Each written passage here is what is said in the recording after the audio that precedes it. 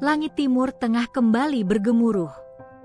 Serangan balasan, drone canggih, hingga rudal hipersonik kini jadi senjata andalan. Tapi, siapa yang sebenarnya unggul? Apakah Iron Dome Israel yang terkenal tak tertembus? Atau justru Hordad 15 Iran yang diam-diam jadi mimpi buruk jet tempur? Di balik kecanggihan teknologi ini, ternyata ada celah fatal yang bisa jadi penentu kalah menangnya perang. Di video ini, kita akan bongkar semuanya. Siap-siap, karena yang Anda kira kuat belum tentu tak bisa dihancurkan. Konflik antara Israel dan Iran bukan sekadar perseteruan dua negara, tapi perang bayangan yang telah berlangsung puluhan tahun. Iran mendukung kelompok militan seperti Hizbullah dan Hamas, sementara Israel melakukan serangan udara presisi untuk mencegah penguatan militer Iran di Suriah dan Lebanon. Ketegangan memuncak setelah serangan drone besar-besaran yang diluncurkan Iran ke wilayah Israel pada 2024, memicu respons militer skala penuh. Di balik konflik ini, ada kepentingan besar, dominasi regional, kontrol jalur minyak, dan pengaruh geopolitik di Timur Tengah. Saat ini, dunia menyorot bukan hanya siapa yang lebih agresif, tapi siapa yang punya sistem pertahanan udara terbaik untuk bertahan dari perang teknologi modern yang kian mematikan. Israel dikenal sebagai salah satu negara dengan sistem pertahanan udara paling canggih di dunia. Di garis depan, ada Iron Dome, sistem pencegat rudal jarak pendek yang dirancang untuk melindungi area sipil dari roket dan artileri. Iron Dome mampu menembak jatuh ancaman dalam hitungan detik dengan akurasi tinggi, bahkan bisa membedakan mana roket yang akan jatuh di area pada penduduk dan mana yang tidak berbahaya. Tapi Iron Dome bukan satu-satunya. Israel juga punya David Sling, sistem yang mengisi celah antara Iron Dome dan Arrow. David Sling dirancang untuk menghadapi rudal balistik jarak menengah dan rudal jelajah, terutama yang dikembangkan oleh Hizbullah atau Iran. Lalu ada Arrow 2 dan Arrow 3, yang dikhususkan untuk mencegat rudal balistik jarak jauh, bahkan di luar atmosfer bumi. Kombinasi ketiganya menciptakan sistem berlapis, yang bisa menghalau serangan dari berbagai arah dan jarak. Namun, sistem ini punya kelemahan, biaya operasional sangat tinggi. Setiap rudal pencegat bisa mencapai ratusan ribu dolar, sementara musuh bisa meluncurkan puluhan hingga ratusan roket murah secara bersamaan, strategi yang disebut serangan saturasi. Selain itu, sistem ini masih sangat tergantung pada dukungan teknologi dan dana dari Amerika Serikat.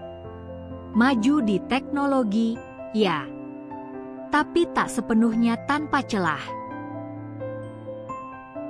Di sisi lain konflik, Iran mungkin tidak sepopuler Israel dalam teknologi militer, tapi jangan remehkan mereka.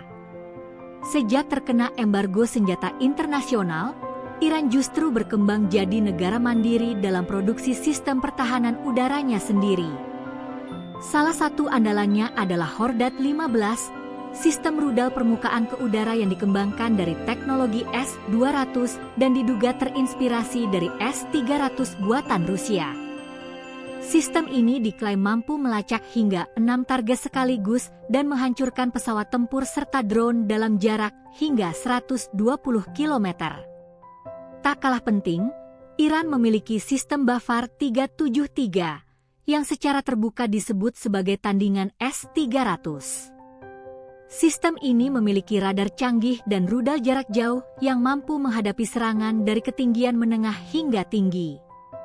Selain itu, Iran juga memperkuat jaringan radar lokal, rudal anti-pesawat jarak pendek seperti Mersat, dan sistem drone pengintai bersenjata yang mampu beroperasi dalam formasi swarm atau gerombolan.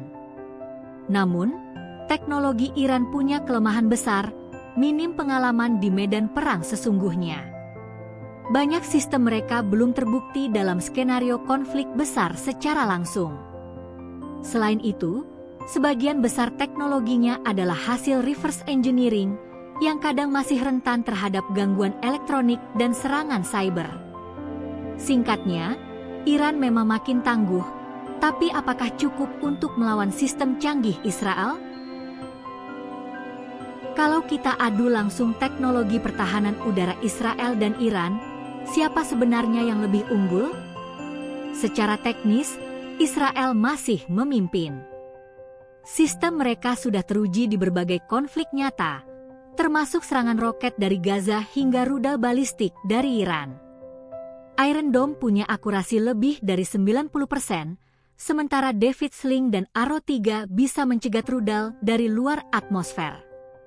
Israel juga unggul dalam integrasi sistem, radar, pusat komando, hingga sistem AIS saling terhubung dalam satu jaringan real-time. Tapi Iran tidak bisa diremehkan. Mereka unggul dalam jumlah dan kreativitas. Iran memproduksi rudal balistik dan drone dalam jumlah besar dengan berbagai teknik kamuflase. Serangan drone massal ala swarm jadi mimpi buruk sistem konvensional.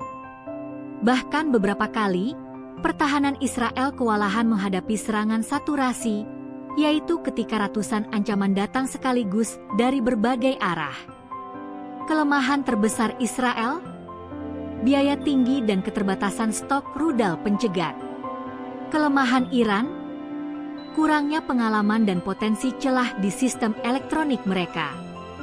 Jika ini perang satu lawan satu secara terbuka, Israel lebih siap secara teknologi. Tapi jika perang berlangsung dalam jangka panjang dan asimetris, strategi Iran bisa jadi lebih merepotkan. Jadi, unggul atau tidaknya bukan soal teknologi saja, tapi siapa yang paling cerdas menggunakannya di medan perang nyata. Melihat perkembangan terbaru, perang antara Israel dan Iran kemungkinan tidak akan berakhir dalam waktu dekat. Justru, kita sedang memasuki babak baru dalam perang modern, di mana AI, drone swarm, dan senjata anti-satelit mulai memainkan peran penting. Iran diprediksi akan terus mengembangkan teknologi drone otonom dalam jumlah besar. Bayangkan ratusan drone kecil, murah, dan cerdas menyerang secara bersamaan dari berbagai arah. Skenario ini bisa melumpuhkan sistem pertahanan termahal sekalipun. Di sisi lain, Israel tengah mengembangkan sistem laser seperti Iron Beam yang lebih murah dan cepat dibanding rudal pencegat. Jika berhasil, ini bisa jadi pengubah permainan di masa depan. Namun, ancaman baru tidak hanya datang dari udara. Perang elektronik, serangan cyber, dan manipulasi GPS menjadi taktik yang makin umum. Bahkan, kemampuan menghancurkan satelit lawan bisa mengubah seluruh dinamika perang. Singkatnya, ke depan kita bukan hanya melihat perang antar rudal, tapi perang antar algoritma, jaringan, dan informasi. Yang menang bukan hanya yang punya senjata lebih kuat, tapi yang paling cepat beradaptasi dan berpikir di luar pola lama. Di balik kecanggihan sistem pertahanan, selalu ada celah yang bisa dimanfaatkan lawan. Perang modern tak lagi soal otot militer, tapi kecepatan adaptasi dan kecerdasan strategi. Jadi, menurutmu, siapa yang lebih unggul, Israel atau Iran? Tulis pendapatmu di kolom komentar.